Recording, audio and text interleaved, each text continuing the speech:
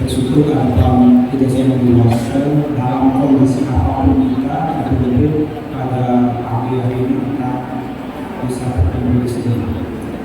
Nah, ada kesempatan ini saya diminta untuk mengisi materi tentang pengelolaan keuangan keluarga. Pertama, tentu saya tanya dulu, Bapak Ibu apa kabar?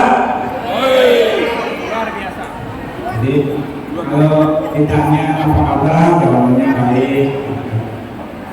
Saya kok besok ditanya baik, kok ada peningkatan gitu.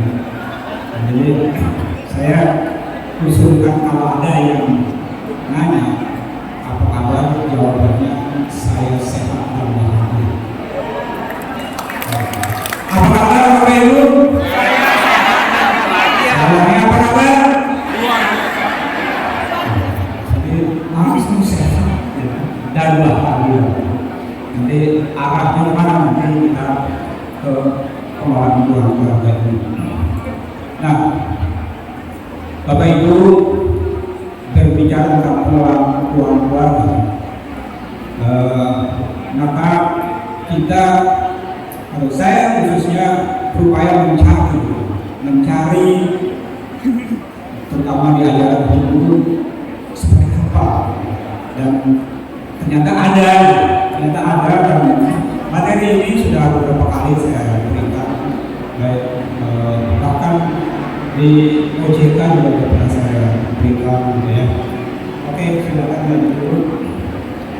Nah, tadi kan saya sudah diperkenalkan oleh moderator dan saya langsung kepada bagaimana mengelola keuangan.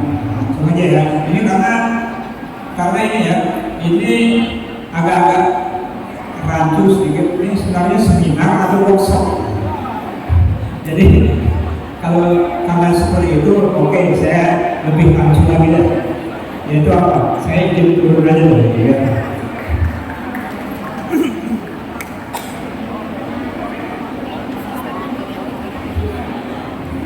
Nah, ada syarat utama supaya sukses mengelola keuangan itu apa? Ada yang tahu syarat utamanya?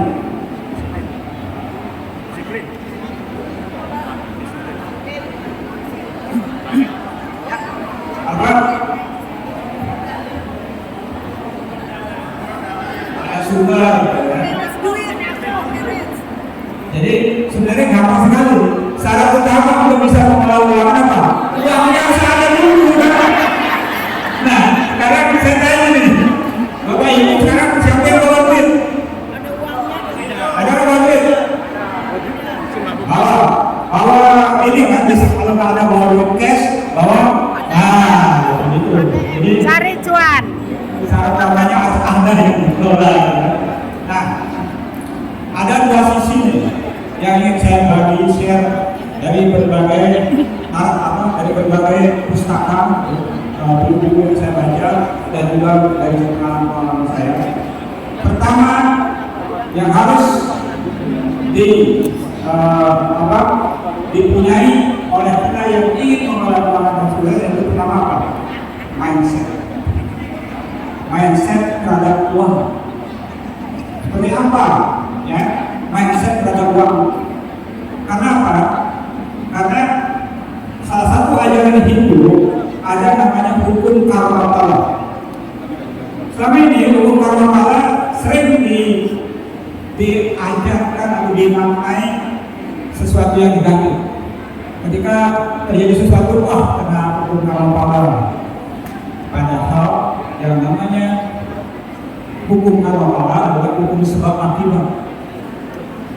Tidak ada satu sebab tanpa ada akibat. Tidak ada satu akibat tanpa ada sebab.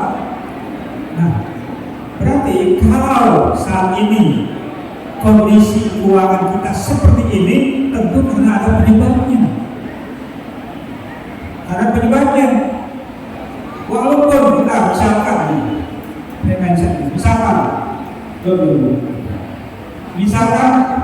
ada ajaran atau nasihat kita harus bekerja keras membanting tulang untuk mendapatkan uang. kurang pas soal ini. Karena apa? Betapa susahnya mendapatkan uang sampai membanting tulang bekerja keras.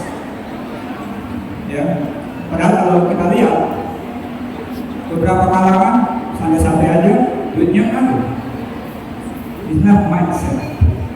Ya, jadi sesungguhnya mari kita ubah mindset kita ini. Berikutnya itu adalah dengan pikiran kita yang baik. Kita punya ajaran ini kayak Parisudha, Akashika Parisudha, berpikir yang baik terhadap uang, bahwa kita sesungguhnya mudah mendapatkan uang. Ya, jadi sebab hukum. Bahkan gitu, kenapa sampai saat ini kita seperti ini punya pemikiran? Setelah saya telusuri, tadi sudah disebut oleh moderator, saya sebagai certified terapis, ketika kita pas life regression ke belakang, bisa jadi kita ini dulu masa kecil kita itu melihat kejadian-kejadian yang membuat ada luka batin kepedihan terhadap uang. Misalkan kita melihat melihat ada orang tua kita bertengkar karena uang. Jadi di situ nempel di memori kita bahwa uang itu akar masalah. Bahkan kalau kita lagi main uang itu, nah jangan uang itu kotor, nempel di pikiran kita.